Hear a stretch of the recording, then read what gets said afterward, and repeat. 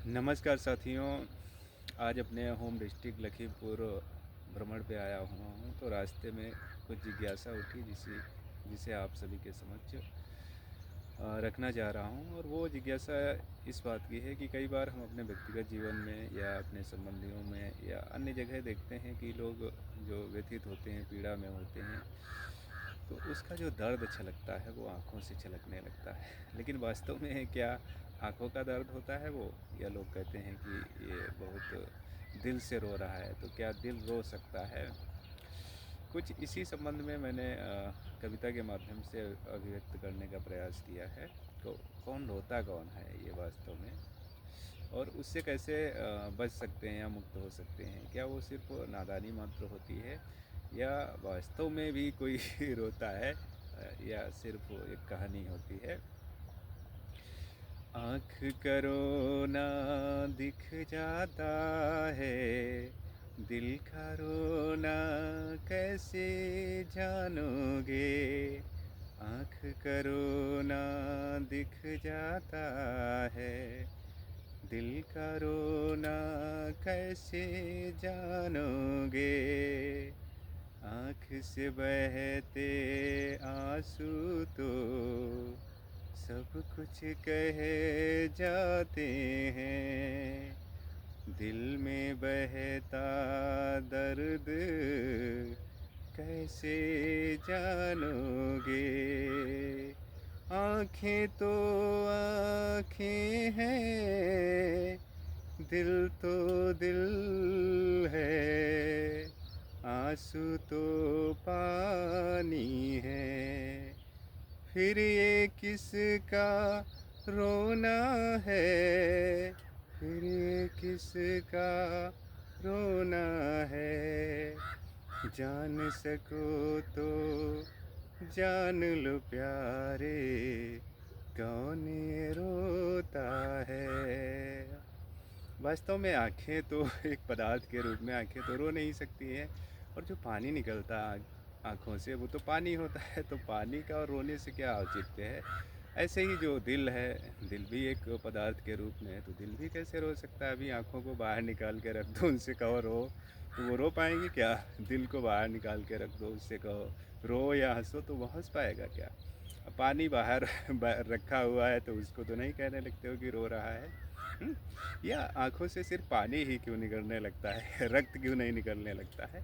क्या ये माजरा है? बहुत सोचने वाली बात है, क्योंकि जीवन का अधिकांश जो हमारा टाइम है, अगर हमें बोध नहीं होता है कहानी क्या चल रही है, तो बहुत सारा दुख में समय व्यतीत हो जाता है। तो उससे बच तभी सकते हैं जब उसको जान पाएंगे कि ये वास्तव में हमारी आँख है, हमारा दिल है, हमारी जो भावनाएँ हैं, हमारे जो विचार हैं, वो उत्पन्न कहाँ से होते हैं, उनको देखना ज़रूरी है।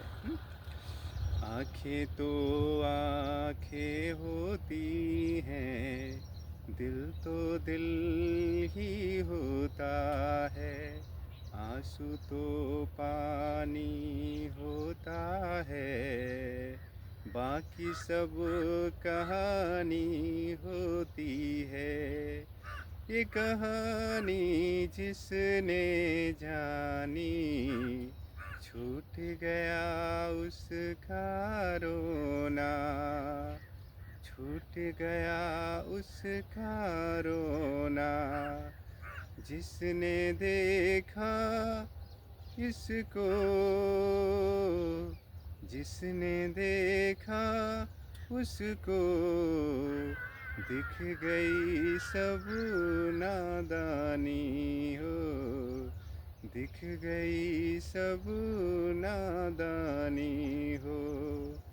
आँख से बहता पानी तो दिख जाता है, दिल के दर्द को कैसे जानोगे?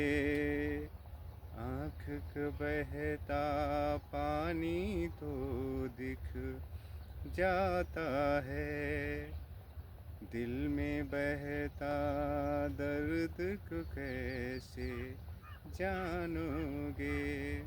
तो कहने का मतलब यही है कि जो भी चीज़ें यहाँ पर हैं, जिस रूप में हैं, हम उनको अगर उसी रूप में देख लेते हैं, जान लेते हैं, तो बहुत जो व्यर्थ की चीज़ें होती हैं वो छूट जाती हैं। और उनको जानना ज़रूरी है कि जीवन क्या है, और जो भी यहाँ पे हमारे साथ मन में एकत्रित चीज़ें हैं, चाहे वो भावनाएँ हों, संस्कार हों, मान्यताएँ हों, पूर्वाग्रह हों, आडंबर हों, और चाहे वो बोध हो।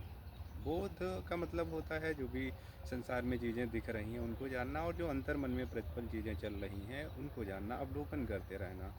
तो जो व्यर्थ की चीज़ें हों, जो भावनाओं से जुड़ी हों, उनके पीछे बहुत ज़्यादा आहत होने की ज़रूरत नहीं है। तो ये रोना जो हंसना होता है, ये भावनाओं से ही जुड़ा होता है। जैसे एक पेड़ होता है, पेड़ का अवलोकन करेंगे तो जो पेड़ की उत्पत्ति होती है वो बीज से होती है। बीज अ, जब अपना स्वयं को खो देता है तो वो वृक्ष बन जाता है। और वृक्ष में भी देखेंगे तो सबसे महत्वपूर्ण होता है मूल, जो जड़ होती है। और फिर उसके बाद जो उसके तना होता है, तो तनों को आप भावनाओं के रूप में देखेंगे, जो उसकी शाखाएं होती हैं उनको विचारों के रूप में देख लेंगे। और जो टहनियाँ होती हैं, टहनियों के रूप में आप जो बाहर चीज़ें प्रकट होती हैं स्थूल रूप में उनमें देख लेंगे, पत्तियाँ वगैरह। तो ऐसे ही जो मूल होता है वो अहम वृत्ति होती है, यानी जिस तरीके से हम अपने जीवन को माहौल में या जहाँ चीज़ें सीखते रहते हैं वो जमा होती रहती हैं। तो वहाँ पे थोड़ा समझने की ज़रूरत होती है कि जो अनित्य है, नश्वर चीज़ें हैं, उनके पीछे बहुत ज़्यादा अपने आप को